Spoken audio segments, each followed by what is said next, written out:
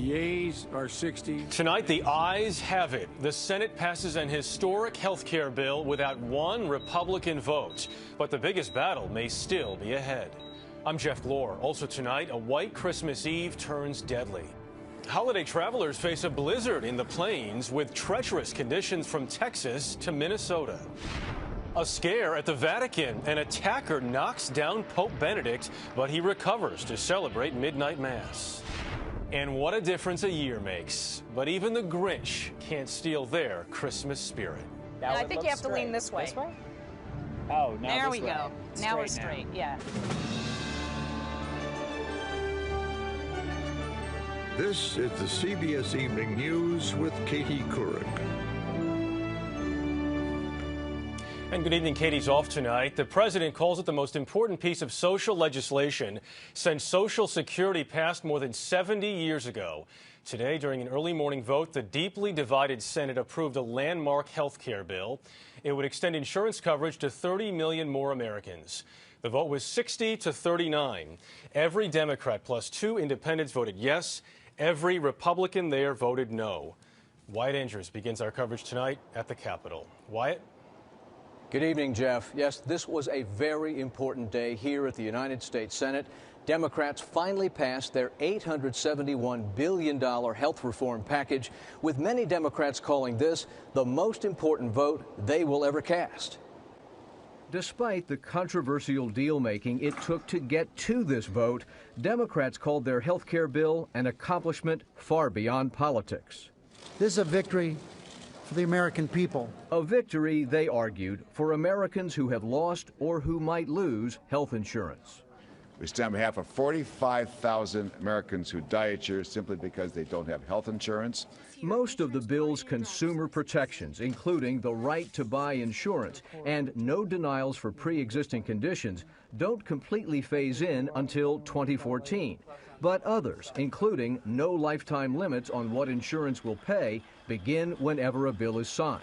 The president, in applauding the Senate, said reform will also bring more financial security. On families who no longer have to worry that a single illness will send them into financial ruin, and on businesses that will no longer face exorbitant insurance rates that hamper their competitiveness. Indirectly, however, if passed, the president recognized if this legislation becomes law, this battle isn't over, because the bills that have passed the House and Senate are quite different, where the Senate, for example, would not even consider the public option, having the government offer insurance. 82 members of the House have said the final bill must have a public option as an alternative to private insurance. Because it provides a competition that will keep costs lower. Without it, we will have a hard time voting for the final package. And that's just a fight among Democrats. Fortunately, Christmas Eve, not a great day for America. Republicans believe that most voters are already opposed to this bill, that public support is dropping because of high costs and high taxes, and that Democrats will not be going home to high praise. I guarantee you that people who voted for this bill are going to get an earful when they finally get home for the first time since Thanksgiving.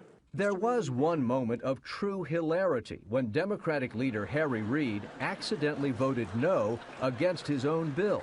But the laughter and applause coming from both parties was so good-natured, Reid later joked he was trying to show bipartisanship. And now, on top of everything else, the intense lobbying truly begins. Big business, for example, wants to keep the tax breaks it has long enjoyed in order to give drug coverage to their retirees. The insurance industry wants to lower the new taxes it now faces for high-cost insurance plans. It is almost as if at the end of this year-long battle, we're at a fresh beginning.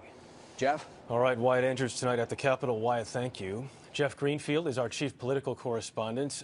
Jeff, and we should mention tonight, never has a piece of legislation this important passed with such little bipartisan support. It's really striking. When you go back to Social Security in 1935, Republicans voted for it by margins in the two houses of 4 and 5 to 1.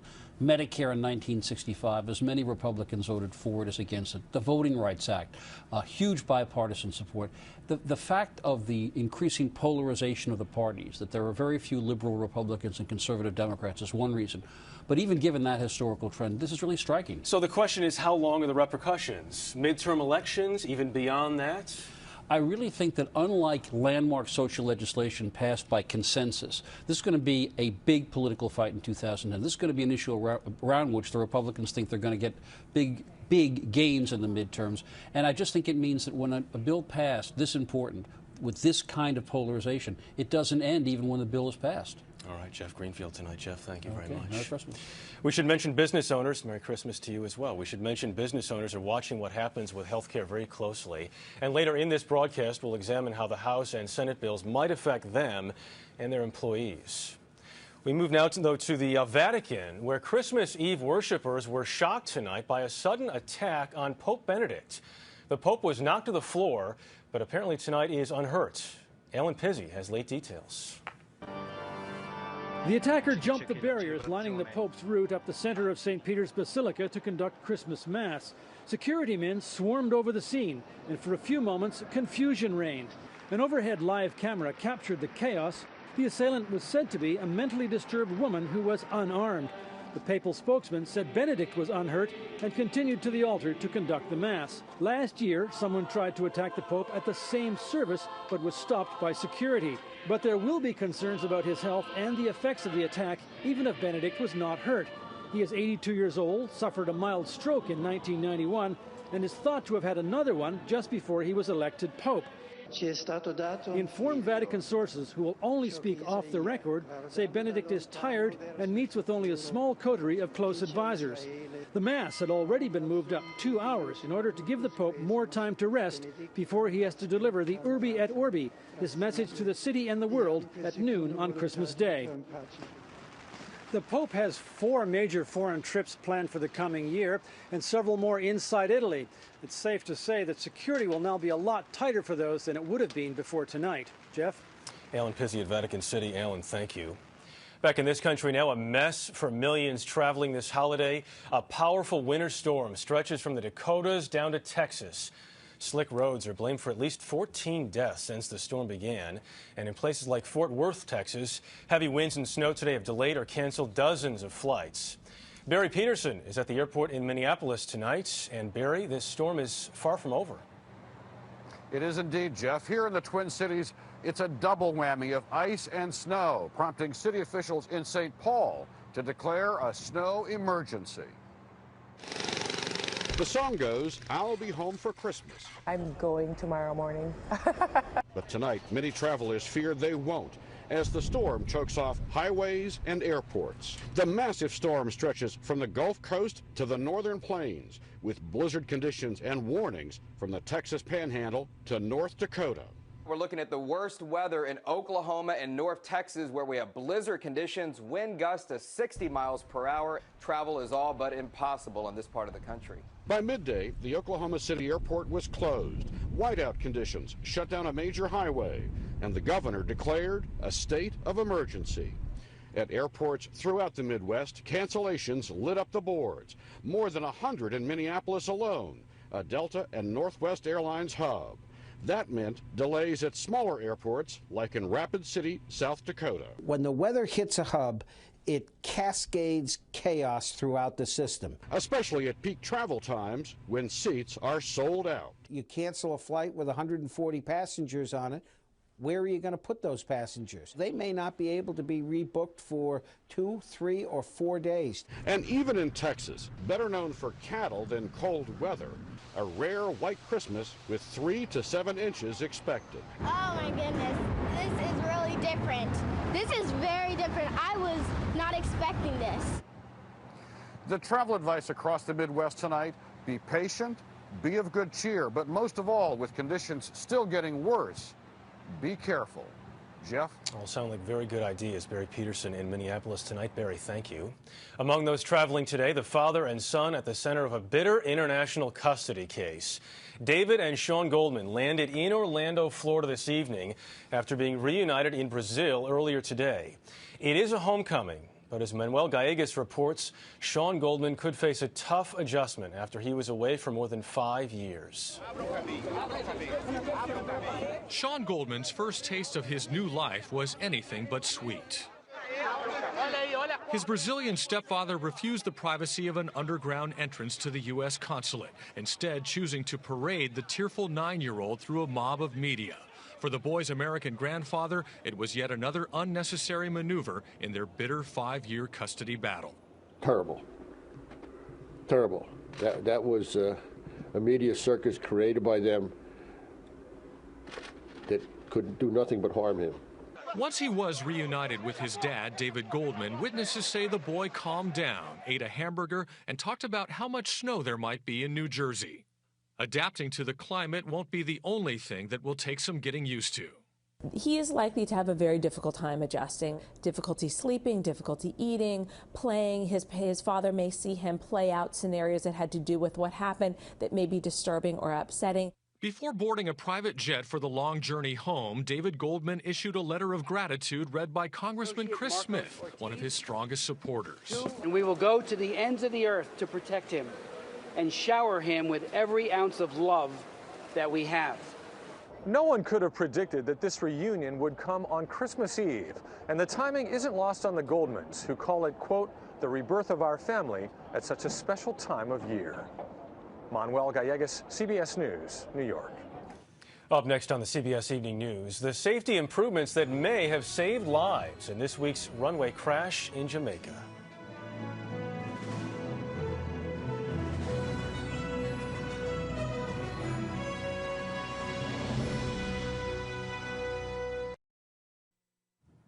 U.S. and Jamaican authorities are asking tough questions tonight as they investigate Tuesday's American Airlines crash, including could the crew have done something to avoid careening off the runway.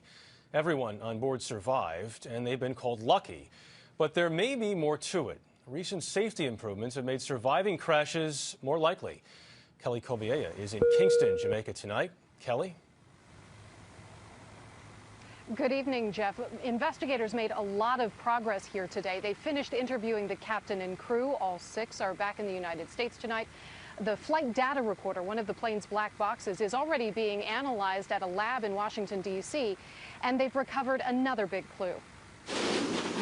Investigators pulled the cockpit voice recorder from the fractured Boeing 737 today and sent it to Washington, D.C. for analysis.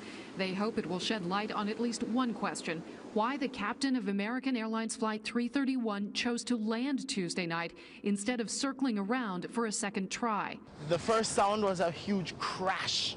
Paul Williamson was sitting in seat 3F, 4 rows from the first crack in the fuselage. He remembers coming in high, the wheels touching late, then 2 successive loud booms. I got out of the plane, climbed over the rocks, walked over the wing. I'm turning, looking at this aircraft that's cracked in 3 places and just wondering, how in the world did I survive this?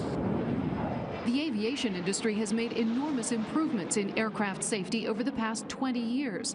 Some are very simple. The wall, called the bulkhead, that separates first class from coach, is now 25 to 30 inches from the seats, so the passengers won't be thrown against it in a sudden stop.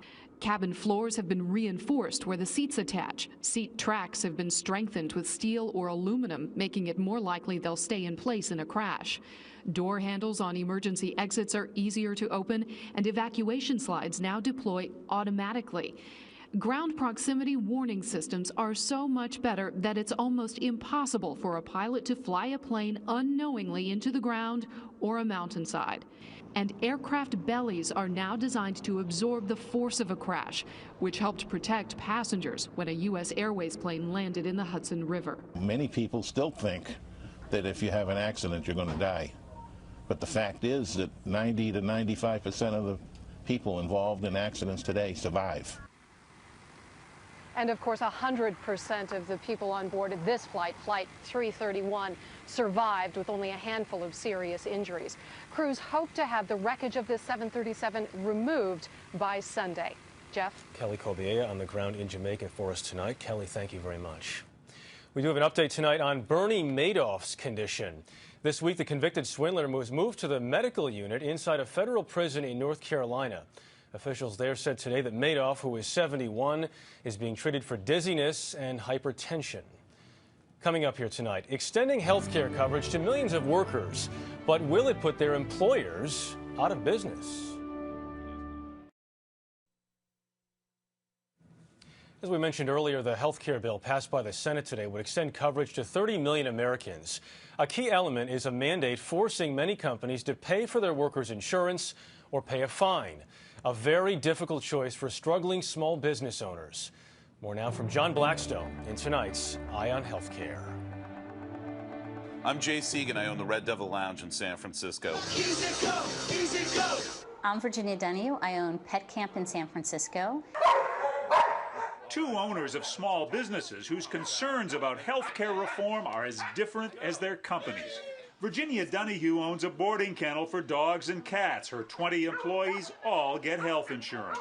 We think health insurance is a basic human right, and in this country, you get it through your employer. At Jay Segan's nightclub, with 15 employees, nobody gets health insurance. We want to take care of our employees, of course. But right now, you can't afford to pay. Right now, I cannot afford to put all our employees on health care. I cannot afford it. Donahue admits she can barely afford it. Since 2000, the cost of covering her workers has tripled from $30,000 to $90,000 a year, while benefits have been cut back. This year alone, premiums rose 30%. Everybody's revenue's down. You don't see anybody getting raises. There's no cost of living increase. What justifies 30%? The prescription for change includes some bitter medicine, mandates requiring companies to pay for health insurance or pay a fine. After an outcry, the House bill exempted companies with payrolls under $500,000. The Senate bill exempts those with fewer than 50 employees. Jay Segan is grateful he's unlikely to fall under the mandate. We're just hanging on. We need breaks. But given her payroll size, Donahue's business could come under the mandate. Since she's already providing health coverage, she's looking at the upside. There's a tax credit for companies, and I love that. For Donahue, the credit could save $7,000 to $10,000 in the first year under the House bill, but less under the Senate version. Both Donahue and Segan could benefit from insurance exchanges in the reform plans, which should hold down premiums in many cases by helping small businesses join together for greater buying power. Now, small firms pay on average 18% more for health insurance than big ones. Without a significant cost break, Jay Segan says the music will go silent if he's required to provide insurance. I want to see it happen one way or the other. I just need to see it happen in a way that doesn't shut down a bunch of businesses in the meantime. Virginia Donahue says almost anything is better than what we have. It's not working. The system is completely broken. Two owners looking for reforms that help their workers stay healthy while helping their businesses survive. John Blackstone, CBS News, San Francisco. And a follow-up now in this week's story about pregnancy in the U.S. Army. A general in Iraq had declared that female soldiers under his command could face court-martial for becoming pregnant. Women's groups and some U.S. lawmakers protested, and today the top U.S. commander in Iraq rescinded that policy. Up next here, the story behind a Christmas tree that would make Charlie Brown proud. We leave you tonight with some thoughts on the Christmas spirit. No Grinch can steal it, no Scrooge can stifle it. As Ben Tracy found, the spirit lives even during tough economic times. For the past 86 years, the city of Concord, California has brought in a lush and towering evergreen from the nearby Sierra Nevadas. 2, 1, go! All right! But this year... So what is that? A tree. What kind of tree? A tree with ornaments and no leaves. You could say budget cuts have trimmed Concord's tree. I've seen a few dead trees before, and it reminds me of that. In this economy and everything, this is the best tree they could ever have had. With layoffs and a $7 million deficit, Concord's mayor could not spend $30,000 to truck in a tree. If you just kind of go like this, that would I think you have to lean this way. This way? Oh, now there this we way. go. So she had them decorate one already in the town square, chosen not for its looks, but its proximity to the electrical outlet. Budget woes are the Grinch stealing Christmas all across the country. Well, let's decorate it ourselves. In Orlando, radio listeners had to pitch in for Christmas decorations because the city could not afford to put theirs up. In Albert Lea, Minnesota, the holiday lights on the buildings and lampposts stay off to save on the electric bill. 2, 1. And in Chicago, gone is last year's $300,000 tree that stood 85 feet tall. This year's tree is 31 feet shorter and half the price. Back in Concord, they've decided to embrace the comparison to another Nevergreen tree. Those people that are complaining about our Charlie Brown tree, too bad for them. I think it's great. And the folks here in Concord figured they could do something good with their Charlie Brown Christmas tree. So they started collecting blankets, a la Charlie's pal Linus, to give to those in need. It looks to us that the community is still trucking on, even through this recession. A reminder that the Christmas spirit is still alive, even if their tree may not be. Ben Tracy, CBS News, Concord, California. What a great story. That is the CBS Evening News tonight. For Katie Couric, I'm Jeff Glor. Thanks for watching. I'll see you back here tomorrow night as well. Merry Christmas. Good night.